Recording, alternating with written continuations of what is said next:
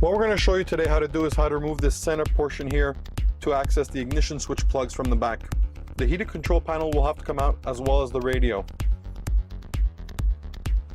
First step is to remove this heater control panel. This can be done from the bottom here, just with your plastic tool. Slowly press in the ashtray, and from each corner,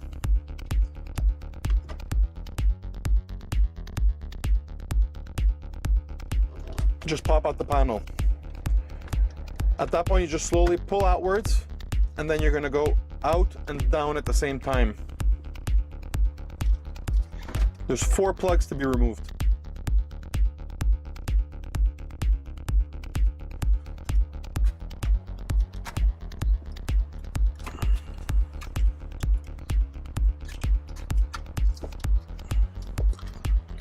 Now we have access to the radio retaining parts here. There's 2 metal slots here with the Torx 20 in them. We're going to remove those screws.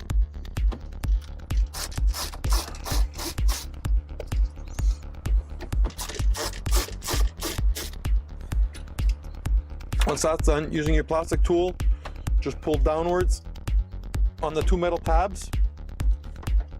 This is going to allow the radio to slide outwards. Now you can leave the radio connected just by pulling it down here in the center console. Now we're going to remove the start-stop button. Using the Mercedes tool, there's a plastic retaining ring around the ignition switch. We're going to turn counterclockwise to remove the ring.